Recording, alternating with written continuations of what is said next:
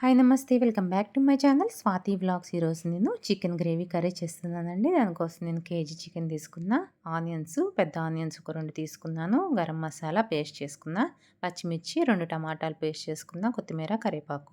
నేను చికెన్ని శుభ్రంగా కడిగేసుకున్న. దాంట్లోనే కొంచెం పసుపు, ఒక 4 స్పూన్లు కారం వేసుకుంటున్నా, అలాగే స్పూన్ ఉప్పు, కొంచెం ఆయిల్, ఒక అరకప్పు పెరుగు వేసుకొని ప్రతి ముక్కగా పట్టేలాగా బాగా కలుపుకోవాలి. బాగా మద్దన చేసుకున్నట్టు చేసుకుని కలుపుకోవాలి.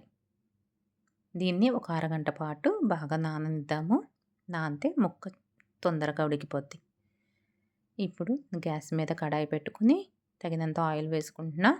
అలాగే సన్నగా చాప్ చేసుకున్న ఉల్లిపాయలు కూడా వేసుకుంటున్నా. పచ్చిమిర్చి, అలాగే ఒక రెబ్బ కరివేపాకు వేసుకుని దోరగా వేయించేసుకుందాము. దీంట్లోనే గరం మసాలా ముద్ద వేసుకుంటున్నానండి.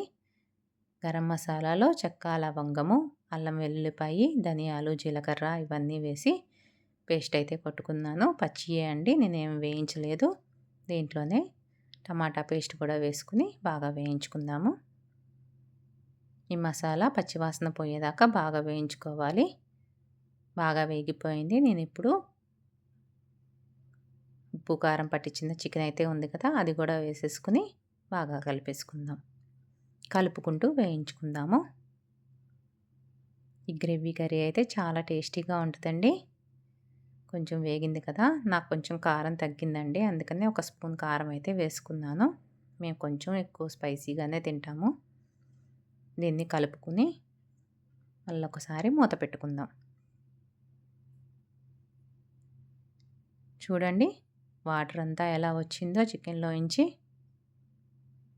నేను ఈ వాటర్తోనే కూర అంతా ఉడికిపోద్దండి. ఇంకా నేను సపరేట్గా వాటర్ ఏం వేయట్లేదు. ఈ కర్రీ చపాతీకైనా, పులావ్కైనా చాలా టేస్టీగా ఉంటుంది. రైస్కైనా దేనికైనా కానీ కర్రీ అయితే మాత్రం చాలా టేస్టీగా ఉంటుందండి ఇట్లా చేసుకుంటే. మీరు కూడా ఎలా వచ్చిందో నాకు కామెంట్ రూపంలో తెలియజేయండి. మళ్ళీ ఒకసారి మూత పెట్టుకుని ఒక 2 నిమిషాలు అయ్యాక మళ్ళీ తీసాను. చూసారా జాయింట్లు కూడా ఎంత బాగా కనిపిస్తున్నాయో ఉడికిపోయి. చక్కగా కూర అయితే ఉడికిపోయింది. నేను ఇంకొంచెం దగ్గరగా కూర చేసుకుంటానండి. కొంచెం వాటరీగా ఉంది కదా, కొంచెం దగ్గరికి చేసుకుందాం. ఇంకొంచెం ఉడకపెట్టుకుంటాను. గ్రేవీ దగ్గరికి వచ్చేలాగా ఒకసారి మూత అయితే పెట్టుకుంటున్నా. ఈ కూర అయ్యేదాకా కొంచెం మూత పెట్టుకుని తీసుకుంటా ఉంటేనే కూర చూసుకుంటా ఉండాలండి. ఎందుకంటే మనం స్టీల్ బాండీలో చేసుకుంటున్నాం కదా, అడుగు పడతా ఉంటుంది, చూసుకుంటా ఉండాలి జాగ్రత్తగా. అలాగే ఈ టైంలో ఉప్పు చెక్ చేసుకుని, కొంచెం ఉప్పు తగ్గిందండి నేను వేసుకుంటున్నా. ఒక స్పూన్ ఉప్పు వేసుకున్నా కదా ఇందాక, మళ్ళీ ఒక స్పూన్ వేసుకున్నాను. అలాగే చికెన్ మసాలా అయితే వేసుకున్నాను. చికెన్ మసాలా ఆప్షనల్ అండి, మీకు నచ్చితే మీరు వేసుకోవచ్చు, లేదంటే లేదు.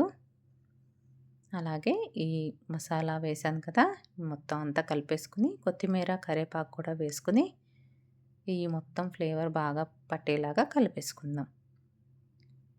బాగా కలుపుకొని ఒక్కసారి అయితే మూత పెట్టుకుంటాను నేను. కలుపుకొని అంతేనండి, చికెన్ గ్రేవీ కర్రీ అయితే చాలా టేస్టీగా రెడీ అయిపోయింది. యమ్మీ యమ్మీగా పిల్లలు చాలా ఇష్టంగా తింటారు గ్రేవీ కర్రీని కూడా. నేను మళ్ళొకసారి అయితే మూత పెట్టుకుంటున్నానండి. కొంచెం మగ్గనిద్దాము. కర్రీ అయితే రెడీ అయిపోయింది. చూసారా నూనె అంతా ఎలా పైకి తేలిందో. ఈ వీడియో కనుక మీకు నచ్చినట్లయితే లైక్ చేయండి, షేర్ చేయండి, సబ్స్క్రైబ్ చేసుకోండి. మరిన్ని వీడియోల కోసం నా ఛానల్ని సబ్స్క్రైబ్ చేసుకోవడం మర్చిపోకండి. Thank you.